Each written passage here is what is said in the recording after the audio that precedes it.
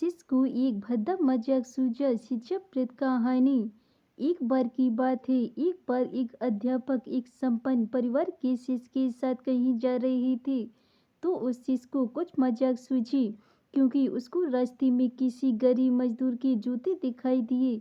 उसने अध्यापक से कहा, गुरुजी, अगर हम इन जूतों को छुपा दें तो कितना मजा आएगा। देखते हैं कि मजदूर पर इसका क्या असर पड़ता है। अब उसको तो मजाक सूझ रहा था, लेकिन गुरुजी ने कहा कि नहीं, गरीब इंसान के साथ इस तरह का भद्दा मजाक करना ठीक नहीं है। उसने कहा, क्यों ना हम इन जूतों में कुछ सिक्के डाल दें और देखें कि इसका इस गरीब मजदूर पर क्या प्रभाव पड़ता है।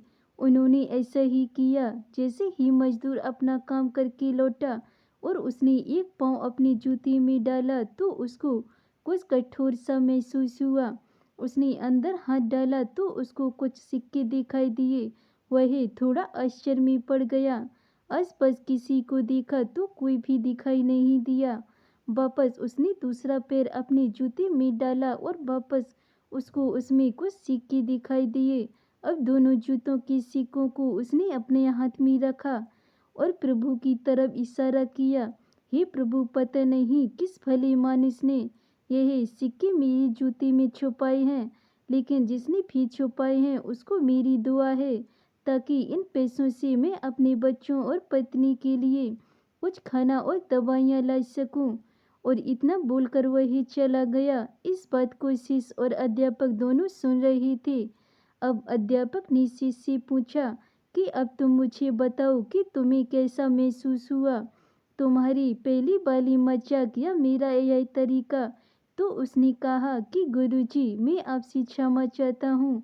अब मुझे समझ आ गया है कि सच्ची खुशी किस चीज़ में है। जब हम किसी की मजाक उड़ाते हैं तो हमें कुछ पल का आनंद मिलता है, लेकिन इससे हमें बद्दुआ मिलती है। लेकिन अगर हम किसी की मुश्किल परिस्थिति में मदद करते हैं और जिसकी भी हम मदद करते हैं उसको भी नहीं पता कि हमने उसकी मदद की है, लेकिन अंदर ही अंदर हमें पता है कि हमने उस इंसान की मदद की है।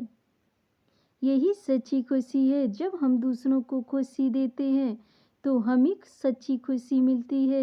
इसी तरह खुशियाँ बांटते रहिए, लोगों की मदद करती रहिए और दान करते रहिए, जिसकी भी आप काबिल हो। जितना भी आपसे बन पड़े दान करें, लेकिन दान जरूर करें। इसका मतलब यह नहीं है कि आपको कंपलसरी या अनिवार्य रूप से इतने रुपए दान करने ही चाहिए, क्योंकि हर किसी की ज़रूरत अलग अलग हो सकती है। अगर आप किसी को पैसे का दान नहीं कर सकते तो कम से कम चीज़ों का दान तो कर ही सकते हैं। मुझे पूरी उम्मीद है कि यह कहानी आपको ज़रूर अच्छी लगी होगी।